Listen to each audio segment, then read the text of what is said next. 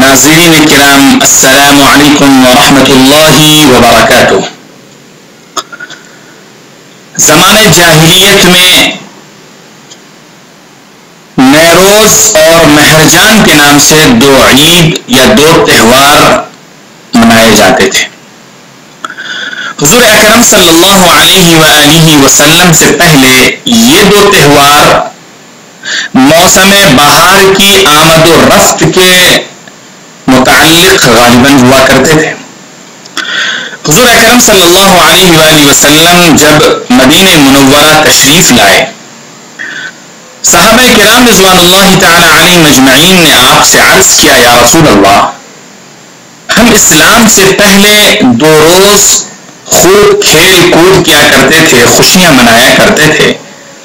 حضور اکرم صلی اللہ علیہ وآلہ وسلم نے صحابہ کرام سے عرض کیا کہ دیکھو، اللہ نے تمہارے لیے ان کے بدلے دو دن عید کے مقرر کر دیے ہیں، ایک عید الاضحیٰ اور دوسرا عید الفطر۔ عزیزان محترم، ایک مومن کی انتہائی خوشی، اس کے خوشی کی انتہا صرف اور صرف یہی ہو سکتی ہے کہ وہ اپنی پیشانی کو اللہ رب العالمین کے حضور سجدہ ریز کر دے۔ اسی لیے آپ دیکھیں، اسلام کے علاوہ دیگر مذاہب میں جو عید کے تہواروں کے خوشی کے دنوں کے جو تصور ہیں، اس میں اور اسلام میں دونوں میں فرق پایا جاتا ہے۔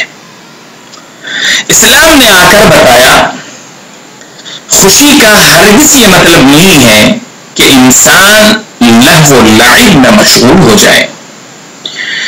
وہ دن جو اللہ نے، اس کے خالق، اس کے مالک نے خوشی منانے کے لیے دیا ہے، اس میں وہ اللہ کی معصیت، اللہ کو راضی اور خوش کرنے والے اعمال کو چھوڑ کر اس کے غیظ اور اس کے غضب کو دعوت دینے والے اعمال کیے جائیں۔ اسی لیے حضور اکرم صلی اللہ علیہ وآلہ وسلم نے کہا کہ ان دو عیدوں میں، عید الفطر اور عید الاضحیٰ میں، بطور شکرانے کے 2 رکعت عید الاضحیٰ یا عید الفطر کی نماز ادا کیا کرو۔ عزیزان محترم، عید کو عید اس لیے کہا جاتا ہے کہ لفظ عید عود سے متعلق ہے، ماخوذ ہے، اور اس کا معنی آتا ہے واپس آنا، لوٹ کر آنا۔ یہاں سے ایک نیک فعلی لی جاتی ہے کہ یہ عید، یہ روز مسرت ہماری زندگی میں بار بار آئے۔ عزیزان محترم، عید کی نماز واجب ہے اور یہ قرآن مجید سے بھی ثابت ہے۔ فَصَلِّ لِرَبِّكَ وَانْحَرْ، عام طور پر اکثر مفسرین کرام نے اس آیت کی تفسیر میں یہی بات لکھی ہے کہ یہاں نماز سے مراد عید کی نماز ہے، اور صحابہ کرام کے زمانے سے، تابعین، تبع تابعین کے زمانے سے ہر صدی میں مسلمانوں نے اس عید کو پڑھا ہے۔ اس لیے آج بھی مسلمان عید کی نماز ادا کرتے ہیں۔ عزیزان محترم، عید کی نماز کے لیے سب سے پہلی جو سنت ہے، وہ سنت یہ ہے کہ عید الفطر کا جب چاند نظر آ جائے، ہم دیکھ لیں، تو عید الفطر کی رات سے ہی تکبیر تشریق پڑھنا ہم شروع کر دیں، اور یہ اس وقت تک پڑھیں جب تک کہ نماز عید ادا نہیں ہو جاتی ہے۔ پڑھنے سے مراد وقفے وقفے سے پڑھنا ہے، نماز پنج گانا کے بعد پڑھنا ہے۔ تکبیر تشریق سے مراد اللہ اکبر، اللہ اکبر، لا الہ الا اللہ، واللہ اکبر، اللہ اکبر وللہ الحمد کے کلمات ہیں۔ عید الاضحیٰ میں 9 ذی الحجہ کی فجر کی نماز سے لے کر 13ویں ذی الحجہ کی عصر کی نماز تک پڑھی جاتی ہے، پڑھنا ہے اور یہ سنت ہے۔ اور عید الفطر میں کب پڑھنا ہے یہ میں نے آپ کو بتایا کہ عید الفطر کی رات سے لے کر نماز عید الفطر ادا کرنے تک یہ ہم کو پڑھتے رہنا ہے، یہ نبی علیہ الصلوۃ والسلام کی سنت رہی ہے۔ اب آئیے آگے کی عید کی جو سنتیں ہیں وہ میں آپ کو جلدی جلدی بتاتا چلوں۔ عزیزان محترم، عید چونکہ خوشی کا دن ہوتا ہے اور اس میں ہم بطور شکرانہ کے 2 رکعت نماز ہم ادا کرنے جا رہے ہوتے ہیں مسجد میں یا پھر عیدگاہوں میں، تو ظاہر ہے کہ اللہ کے حضور ہم حاضر ہو رہے ہوتے ہیں، تو اس اللہ کے حضور جب ہم حاضر ہو رہے ہیں تو ہمیں ظاہر ہے کہ اس کے لیے اہتمام کرنا ہوگا۔ وہ اہتمام کس طرح ہونا چاہیے؟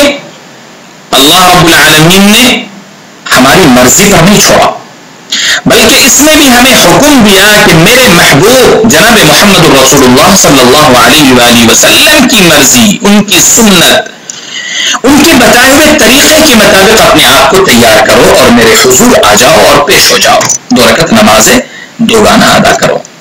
عید الفطر کی سب سے پہلی جو سنت ہے وہ یہ ہے کہ غسل کیا جائے، غسل کرنا سنت ہے۔ غسل کس طرح کرنا ہے یہ بہت اہم بات ہے۔ عامت المسلمین میں بہت سے لوگ ایسے ہیں جو اس سنت سے واقف نہیں ہیں۔ غسل ناک میں پانی ڈالنا، کلی کرنا اور پورے بدن پر پانی بہانا، یہ تینوں چیزیں ضروری ہیں۔ اس کا مطلب یہ ہے کہ اگر اس میں سے کوئی ایک چیز چھوٹ جائے تو ہمارا غسل نہیں ہوگا۔ یہاں تک کہ اگر ہمارے بدن کے کسی بھی حصے پر بال کے برابر بھی کوئی جگہ خشک رہ جاتی ہے تو پھر ہمارا غسل نہیں ہوگا۔ اور آپ کو اچھی طرح معلوم ہے اگر کوئی شخص حالت جنابت میں ہو اور وہ غسل اس طرح کرے کہ اس کا بدن خشک رہ جائے، اس کا غسل نہیں ہوگا، اور جب غسل نہیں ہوگا تو وہ نہ تو نماز ادا کر سکتا ہے اور نہ قرآن کریم کو وہ چھو سکتا ہے، نہ نماز جنازہ وہ ادا کر سکتا ہے۔ تو اس لیے اس پہلی سنت کا خاص طور پر خیال رکھنا چاہیے۔ نمبر 2 پر مسواک کرنا آتا ہے۔ آپ کو اچھی طرح معلوم ہے کہ حضور اکرم صلی اللہ علیہ وآلہ وسلم کی ایک مستقل سنت ہے۔ آپ صلی اللہ علیہ وآلہ وسلم ہر 5 نماز کے وضو میں ہر 5 نماز سے پہلے آپ یہ مسواک کیا کرتے تھے؟ مسواک کرنا سنت ہے، تو ظاہر ہے کہ عید میں بدرجہ اولا ہی سنت ہوگا۔ اسی طرح نمبر 3-4 پہ خوشبو لگانا، خوشبو کا استعمال آپ صلی اللہ علیہ وآلہ وسلم کو بہت محبوب تھا، بہت پسندیدہ تھا۔ آپ صلی اللہ علیہ وآلہ وسلم کو اگر کوئی چیز ہدیے میں پیش کی جاتی اور اس میں بھی وہ ہدیہ اگر خوشبو ہوتی تو آپ کبھی بھی اس کو منع نہیں فرمایا کرتے تھے۔ تو اس لیے عید، چاہے وہ عید الاضحیٰ ہو یا عید الفطر ہو، اس میں خوشبو کا بھی استعمال ہمیں کرنا چاہیے۔ جن لوگوں کو الرجی ہوتی ہے وہ ظاہر ہے کہ نہ استعمال کریں، وہ معذور ہے۔ نمبر 5 پر اچھا کپڑا زیب تن کرنا۔ دیکھیے حضور اکرم صلی اللہ علیہ وآلہ وسلم کی یہ سنت رہی ہے کہ آپ صلی اللہ علیہ وآلہ وسلم عید الاضحیٰ، عید الفطر، عیدین میں اچھے کپڑے کا استعمال فرمایا کرتے تھے۔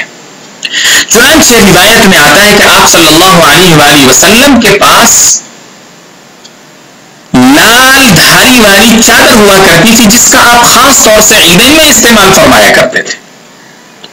بلکہ حضرت عمر رضی اللہ تعالیٰ عنہ کے تعلق سے ایک روایت آتی ہے کہ حضرت عمر رضی اللہ عنہ بازار میں ہیں اور وہاں انہوں نے ایک بہت ہی قیمتی جوڑا دیکھا، جس کو دیکھنے کے بعد حضور اکرم صلی اللہ علیہ وآلہ وسلم کے لیے حضرت عمر کے دل میں ایک خیال آیا کہ کیوں نہ یہ ریشم کا جوڑا نبی علیہ الصلوۃ والسلام خرید لیں، اور عید اور بقرعید اور وفود جو دوسرے قبیلوں کے لوگ وفد کی شکل میں آپ صلی اللہ علیہ وسلم کی خدمت میں آیا کرتے تھے ان کے سامنے حضور اکرم صلی اللہ علیہ وآلہ وسلم وہ قیمتی جوڑے پہن کر کے آیا کریں اور اس کا استعمال کیا کریں.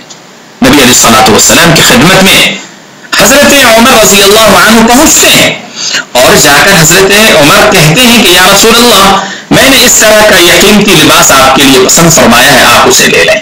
اللہ کے نبی علیہ الصلوۃ والسلام نے کہا ہے عمر یہ ریشم کا کپڑا ہے, یہ ان لوگوں کا حصہ ہے جن کا آخرت میں کوئی حصہ نہیں ہوا کرتا ہے. غالباً حضرت عمر رضی اللہ تعالیٰ عنہ کو اس وقت ریشم کے کپڑے کا حکم نہیں معلوم تھا, اس وجہ سے انہوں نے حضرت جناب محمد رسول اللہ صلی اللہ علیہ وآلہ وسلم کو آ کر اس طرح کا مشورہ دیا, کیونکہ ریشم کا کپڑا ایک مومن ایک مسلمان کے لیے استعمال کرنا جائز اور درست نہیں ہے. اسی طریقے سے زیب و زینت اختیار کرنا یہ بھی نبی علیہ الصلوۃ والسلام کی سنت ہے. آپ صلی اللہ علیہ وآلہ وسلم زیب و زینت اختیار کرتے تھے. زیب و زینت اختیار کرنا چاہیے. چہرہ مہرا بنا لینا, بال بے ہنگم سے نہ ہو اسے بنا لینا, مونچھ اگر بڑھ گئی ہے تو اس کو ترشوانا, اس کو کتروانا, زیر ناف اور بغل کے بال ان تمام کو صاف کرنا, یہ سب زیب و زینت کی چیزیں ہیں, اس کا بھی اختیار کرنا چاہیے. اسی طریقے سے نمبر 6 پر ایک سنت اور ہے اور وہ یہ ہے نماز عید کے وقت کا خیال رکھنا. نماز عید کا وقت شروع ہوتا ہے تو جب سورج طلوع ہو جاتا ہے اور ایک نیزہ کے بقدر وہ اوپر آ جاتا ہے تو اس وقت سے نماز عید کا وقت شروع ہو جاتا ہے اور زوال کے وقت سے پہلے پہلے تک یہ وقت رہتا ہے. اس درمیان میں نماز عید ادا کرنا اور اس کا اہتمام کرنا, اس کا خیال رکھنا, یہ بھی نبی علیہ الصلوۃ والسلام کی سنت ہے. بلا وجہ تاخیر کرنا یہ مناسب نہیں ہے. عزیزان محترم, یہاں ایک سنت کا ہم اور ذکر کرنا چاہیں گے اور وہ یہ ہے کہ حضور اکرم صلی اللہ علیہ وآلہ وسلم نے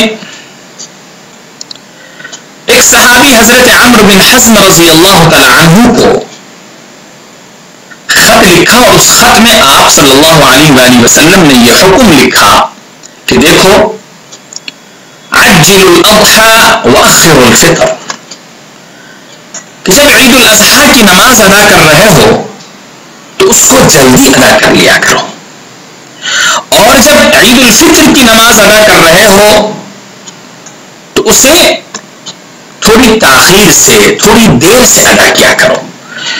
ان دونوں حدیث سے معلوم یہ ہوتا ہے کہ عید الاضحیٰ کی نماز میں اصل جو سنت ہے وہ یہ ہے کہ اس کو جتنا جلد ممکن ہو وقت کے اندر شروع میں ہی ادا کر لیا جائے, اور عید الفطر میں مؤخر کیا جائے.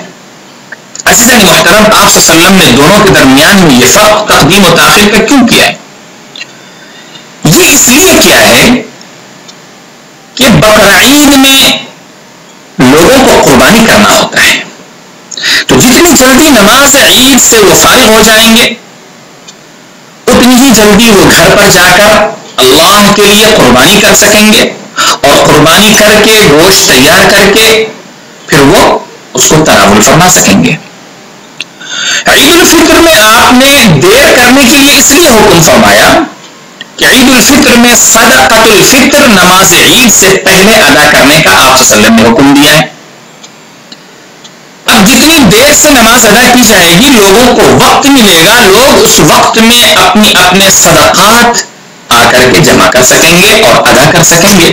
اس لیے آپ صلی اللہ علیہ وسلم نے دونوں کے بارے میں یہ حکم فرمایا ہے. عزیزان محترم, ایک 7ویں سنت بھی اس میں ہے اور وہ یہ ہے کہ نماز عید سے پہلے کچھ کھانا مسنون ہے. میرے الفاظ پر آپ غور کریں گے, نبی علیہ الصلوۃ والسلام سے ثابت ہے کہ آپ صلی اللہ علیہ وآلہ وسلم کچھ نہ کچھ کھا کر کے جایا کرتے تھے. ایک سنت یہ ہے. اسی میں تسلسل کے ساتھ دوسری جو سنت آتی ہے وہ یہ ہے کہ کھائی جانے والی چیز میٹھی ہو اور تا عدد میں ہو, تا عدد. اسی میں ایک سنت یہ ہے کہ اگر مناسب موقع ہو, بہتر ہو یا حالات آپ کے اچھے ہیں کہ کھجور میسر ہو. اگر کھجور میسر ہیں تو پھر ایسے موقع سے عید کی نماز ادا کرنے سے پہلے عید کی نماز کے لیے جانے سے پہلے اس کھجور کو تا عدد کھانا یہ نبی علیہ الصلوۃ والسلام کی سنت ہے. یہ تفصیل آپ یاد رکھیں اچھی طرح. اسی طریقے سے 8ویں سنت یہ ہے کہ ایک راستے سے جایا جائے نماز عید کے لیے اور دوسرے راستے سے واپس آیا جائے. یہ نبی علیہ الصلوۃ والسلام کی سنت ہے کہ آپ صلی اللہ علیہ وسلم نماز عید کے لیے جب نکلا کرتے تھے تو ایک راستے سے جاتے تھے اور واپس دوسرے راستے سے ہوا کرتے تھے. نمبر 9 پر جو سنت ہے وہ یہ ہے کہ پیدل جایا کرتے تھے. پیدل جانا نماز عید کے لیے پیدل جانا یہ نبی علیہ الصلوۃ والسلام کی سنت ہے. تو عزیزان محترم ہم امید کرتے ہیں کہ آپ کو یہ ساری باتیں اچھی طرح سمجھ میں آ گئی ہوں گی. اللہ تعالیٰ سے ہم دعا کرتے ہیں کہ اللہ تعالیٰ آپ کی عید کی نماز کو, ہماری عید کی نماز کو, تمام امت مسلمہ کی عید کی نماز کو قبول فرمائے. اور اس عید میں خاص طور سے آپ دعا کیجیے پورے عالم کے لیے اور انسانیت کے لیے. اللہ رب العالمین ہماری دعا کو قبول فرمائے. وآخر دعوانا الحمد للہ رب العالمین.